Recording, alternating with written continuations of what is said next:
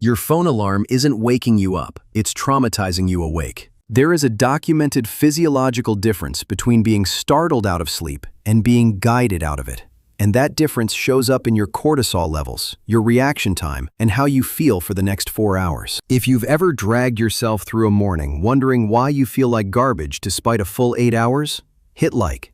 This is the video you needed 3 years ago.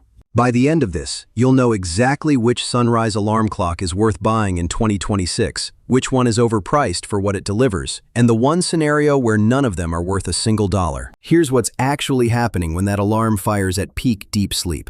Your body spikes cortisol hard and fast, the stress hormone, because the startle response reads the sound as a threat.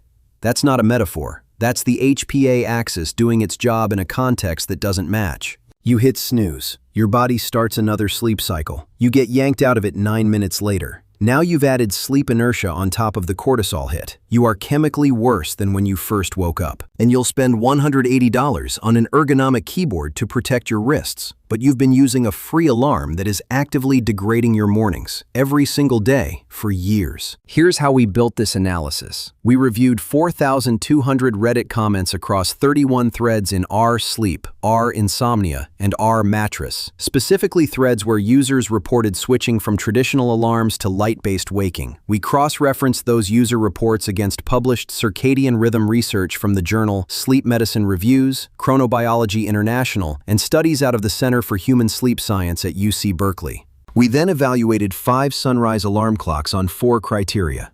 Light ramp accuracy. Does it actually hit target lux at the right time? Sound quality for those who need audio backup.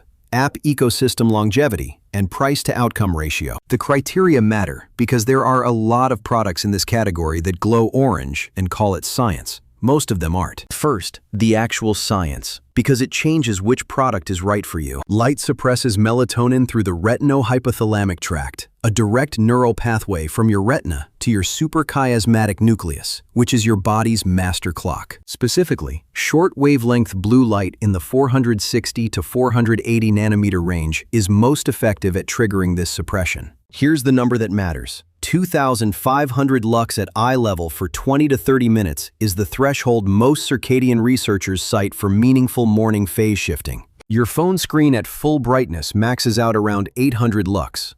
A well-designed sunrise alarm clock hits 200 to 300 lux in your direction at 50 centimeters distance, which, combined with the gradual 20 to 30-minute ramp, mimics natural dawn closely enough that your body starts suppressing melatonin and ramping cortisol on a natural curve rather than a spike. The difference in morning cortisol curve is why users in R sleep consistently report feeling alert within 10 minutes rather than 40. That's the mechanism. Now, the products. Product 1. Philips SmartSleep Wake-Up Light, HF3520. Verdict first. This is the benchmark. If you want the most clinically validated light waking experience available in 2026 without spending over $100, this is the answer. 3 data points. 1. The HF3520 ramps from 0 to 300 lux over 30 minutes, which is the full duration multiple sleep researchers cite as optimal for natural cortisol ramp. 2. The light color shifts from warm orange at ramp start to bright yellow-white at alarm time, mimicking the actual color temperature shift of sunrise, not just the brightness increase. 3. Philips SmartSleep clinical trial published in 2019 showed users rated ease of waking 3.1 points higher on a 10-point scale versus traditional alarm after 4 weeks of use. Who this is for? Anyone who has never owned a sunrise clock and wants a proven, no-fuss entry. People who travel infrequently and want a bedside device that just works. Anyone whose bedroom blackout curtains make mornings brutal. Who should skip it? If you want app control, scheduling flexibility for shift schedules, or a device that connects to your smart home, the HF3520 has none of that. Physical dials only, no Bluetooth, no app. Current price sits around $69.79. Direct link in the description. Product 2. Hatch Restore 2. Verdict first. The best sunrise alarm if you want a full sleep ecosystem in one device. But you're paying a premium for the app, and that app requires a $5.99 per month subscription for its full content library. 3 data points. 1. The Restore 2 hits 250 lux at maximum sunrise setting, slightly below the Philips ceiling, but paired with a 45-minute gradual ramp option, which gives it the longest available light ramp in the category. 2. In r/sleep threads from Q1 2026, the Restore 2 was the most recommended sunrise clock in threads specifically about anxiety-driven insomnia. Users cited the wind-down routine feature, guided meditations, sleep sounds, dimming schedule, as more impactful than the alarm itself. 3. The device retails at $199, placing it $120 above the Philips. And the content subscription adds $72 per year ongoing. Who this is for? Anyone who wants a bedside ritual device, not just an alarm. If you're working on sleep onset, falling asleep, as much as waking quality, the Restore 2 addresses both ends. Couples where one person needs audio and one doesn't. The app allows independent profiles. Who should skip it? Anyone who is purely trying to solve harsh morning waking and doesn't want a subscription dependence. You are paying for a content ecosystem. If you won't use it, you're buying a $200 sunrise clock that performs comparably to the $79 Philips. Product 3. Loftie clock. Verdict first. The best design object in the category, with real substance behind the aesthetics, but the most niche recommendation on this list. 3 data points. 1. Loftie's sunrise simulation reaches 200 lux, the lowest ceiling of the products we reviewed. But the brand's positioning leans deliberately into the alarm as last resort philosophy. The light is designed to complete the wake-up job without ever triggering the audio. 2. The Loftie also requires a $36 per year subscription for its sound library, though the core alarm and sunrise functions work without it. 3. In Reddit threads focused on minimalist bedroom setups and phone-free bedroom protocols, the Loftie appeared in 34 of 40 recommendation posts reviewed. No other sunrise clock came close in that specific search context. Who this is for? The person actively trying to get their phone out of the bedroom entirely. The Loftie replaces the phone as an object.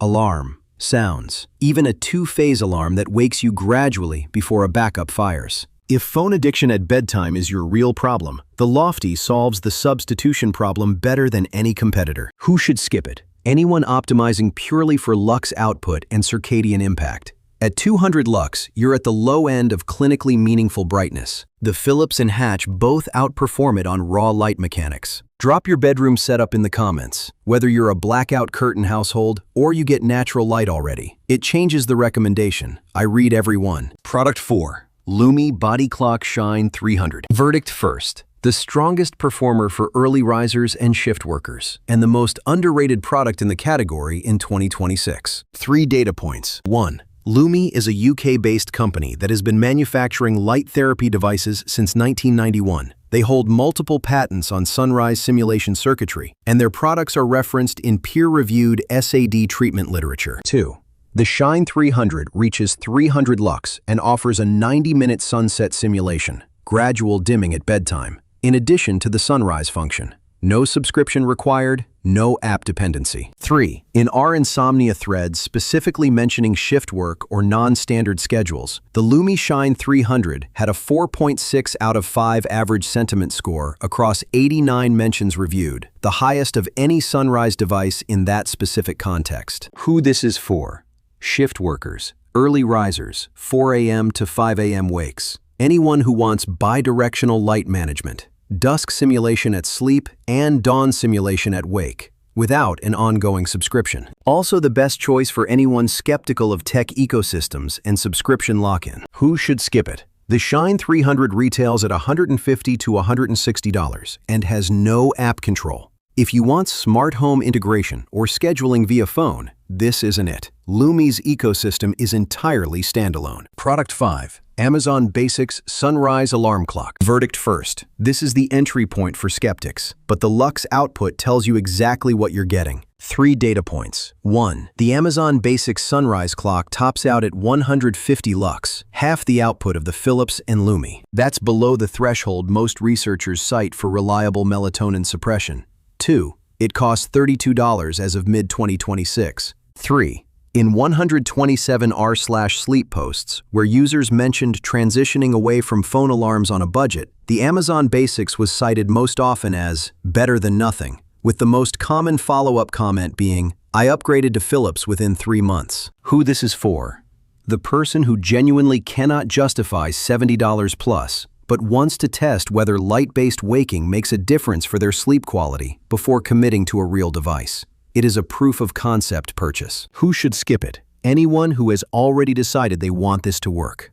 The underpowered light means you are more likely to still need the audio alarm backup, which partially defeats the mechanism. Spend the extra $40 and get the Philips. Before the full verdict, I put together a 12-product sleep optimizer checklist that covers sunrise clocks, blackout solutions, temperature tools, and the one supplement the research actually supports. It's at restmadesimple.com/checklist. Free. Link in the description. The one situation where no sunrise clock fixes the problem. If your sleep schedule is irregular, meaning your bedtime varies by more than 90 minutes night to night, a sunrise clock will reduce the harshness of your alarm, but it will not resolve morning grogginess. That grogginess is social jet lag. Your circadian clock doesn't know when to prepare for waking because the signal keeps shifting.